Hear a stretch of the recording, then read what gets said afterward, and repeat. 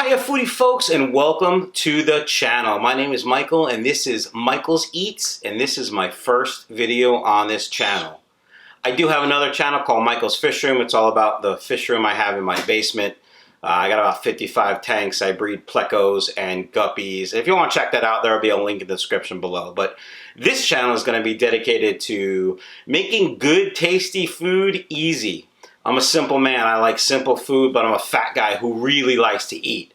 I'll be doing recipes and product reviews as well as restaurant reviews. So guys, do me a favor, grab yourself a snack and a beverage and stand by to learn how to make chicken parm, one of my favorite dishes. Okay, foodie folks, do me a favor, let me know in the comments down below what your snack and beverage choice are. Like I said, I'm a fat guy and I really like to talk about food. So here we go. Here's what we need for chicken parm. 1 chicken breast, pounded thin, which I'll show you in a minute.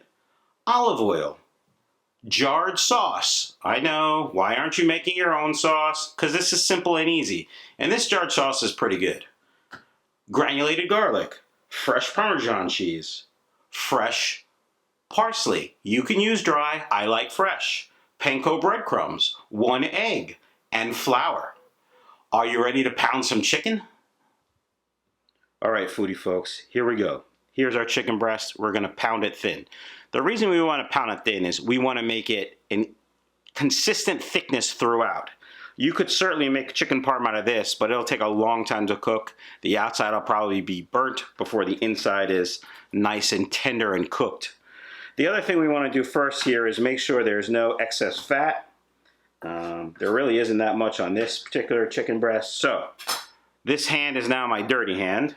I'm going to put it in my Ziploc bag. You can see I've folded the edges over a little bit to help with any possible contamination. Move our cutting board. Now, the other thing I have here is olive oil.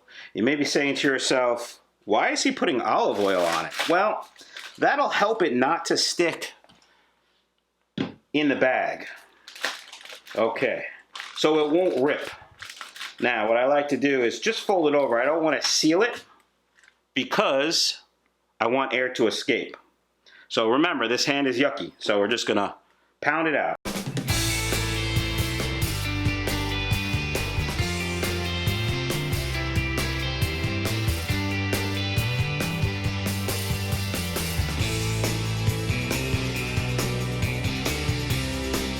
I don't like my chicken breast too thick.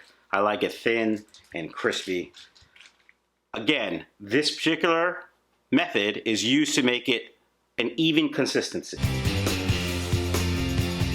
Let's take a look. Perfect. Nice even consistency, not ripped, nice.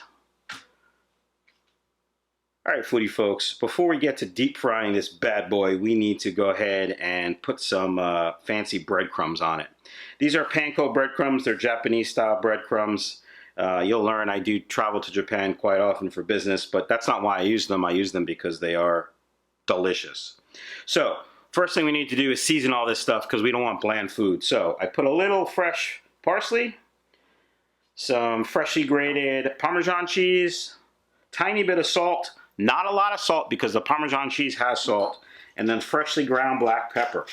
I will also put freshly ground black pepper in the flour. Now, this is a simple dredging station. Simple, simple, simple. We almost forgot the granulated garlic. You will learn on this channel, garlic is probably my favorite thing ever. I love garlic. Granulated garlic will kick these breadcrumbs up just another notch to make them spectacular. All right, folks, we got the fork, we got the breadcrumbs mixed, we got to scramble our egg. Some people add milk to this, I don't. I like the egg. Now, you may be saying to yourself, why does he have flour, egg, and breadcrumbs? And it's simple. The chicken goes in the flour sticks to the chicken. Then the flour chicken goes into the egg wash sticks to the flour, which is sticking to the chicken, and then the egg wash chicken breast goes into the fancy panko breadcrumb mixture where that sticks to the egg, which is sticking to the flour, which is sticking to the chicken. Got it? There will be a quiz later. Here we go, folks. Dredging the chicken in flour. You want to make sure it's completely covered. I like to make sure it doesn't have too much flour, so you have to pick it up, shake it off. Now, this is a big chicken breast in a little bitty dredging station. Getting it all egg washed is going to be a tiny bit of a challenge, but I think we can live up to this challenge. I think we can. I certainly hope we can, because that really wouldn't be good if we couldn't. Look, we're almost there. Talks amongst yourselves. Here we go, folks. We got it now. You can see the chicken breast is falling apart a little bit. Maybe I pounded it too hard. I hate when I pound it too hard. All right, folks, then we go right into the breadcrumbs.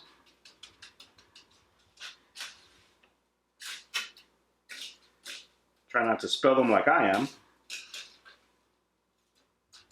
I like to use the fork and certainly press them on so they're tight. You can certainly use your hands if you want. There's a method of a wet hand and dry hand, so you would use one hand for all the dry ingredients, one hand for all the wet ingredients. I don't like to do that because I don't want to get my hand dirty. Here we go. Getting ready for awesomeness. Let's heat up some oil. Stand by. All right, foodie folks, here we go. You want to get your oil up to about 375 degrees. I like to use regular olive oil, not extra virgin. It has a lower smoke point. I like the flavor. You want to put as much oil in to get about halfway up the side of your chicken breast. Now, this is my favorite sound. Listen.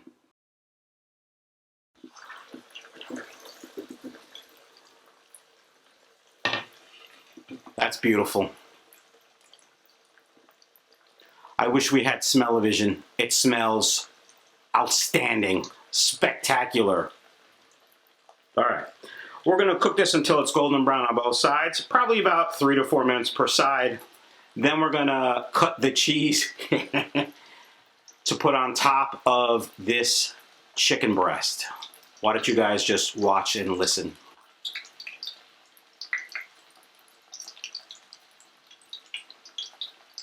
I love that noise. While that's cooking, let's talk about jarred sauce. This is ragu, sauteed onion and garlic. It's my favorite jarred sauce. We can certainly make our own sauce. It's not that difficult. It doesn't really take that much time. But if you're doing this on a weekday night, jarred sauce is fine.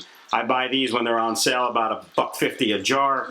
I use a jar when I make chicken parm. I usually have a side of pasta, perhaps a Caesar salad, and of course garlic bread. There will be an episode of how I make garlic bread coming up soon. So make sure you hit that subscribe button and that notification bell so you know when I have another video out. Let's flip this bad boy over. Look at that. That is beautiful. Let's just take a minute. I could eat this with no sauce, with no cheese, just like this. Put it on a sandwich, nice bread, some bacon, maybe some cheese and mayonnaise. You may want to throw some of that crappy lettuce and tomato on, but not a big fan of the vegetables. So, all right, we're gonna let that go. And when I'm done, I will show you how I cut the cheese. All right, folks, this is done. I'm gonna take it off, let it drain on a cookie sheet, and rack with paper towel underneath, and I'm gonna cut the cheese now. Okay, folks, I have some whole milk mozzarella that I've had in the freezer for about half an hour. The reason I put it in the freezer is it makes it easier to cut. The reason I use whole milk mozzarella as opposed to part skim is it melts better. Now, part skim might give you a little bit better color when you're all said and done, but I like the meltiness of the cheese. Don't get me wrong, color on cheese is spectacular as well, but the meltiness is what I'm going for. So I'm just gonna take my slicing knife and just cut a few pieces to cover the entire piece of chicken after we put sauce on it. If you cut too much, it's not really a big deal. I don't think there's such thing as too much cheese. All right, so those are our pieces. Let's sauce and cheese the chicken parm. All right, foodie folks, I have my sheet pan on a Silpat. By the way, I'll have links in the description below. Amazon affiliate links. I make a small little bit of money if you click on it and buy anything. No cost to you, but I'll put links so you know what I'm talking about. Anyway, we have a sheet pan, the Silpat. We're gonna take some of our delicious jarred sauce, just spoon it over. Now, I don't like a whole lot of sauce on my chicken parm. Some people drown it. Some people just put like one dab on. I like about that much. And then our cheese, and we will put it on like this. And then I'm going to put one right on the top like that so it gets extra melty and delicious. And I'm going to put it in the oven and let it melt on a 425 degree oven, maybe about 10-12 minutes. But with the magic of video, all right, foodie folks, just listen, the cheese is still sizzling. It is a crispy golden brown color. I am drooling. This looks amazing. I'm going to plate it up, show you a spectacular cheese stretch, and then dig it. All right, folks, we need to finish this off with just a little Parmesan on top, and of course a little fresh ground parsley for flavor as well as some color. Look at that. Looks amazing. Now the part we've all been waiting for, the cheese stretch. Oh, I can't wait. I'm going to dig in even though it's probably hotter than molten lava.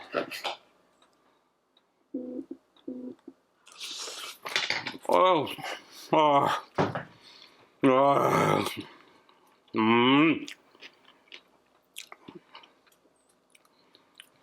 Worth burning the crap out of my taste buds, foodie folks. Hope you liked the video, guys. Don't forget to like, subscribe, and hit that notification bell. And maybe even leave a comment about what you think. Thanks, guys. Fancy dancy, that's wow. Worth burning the crap out of my taste buds, fishy folks. Not fishy folks.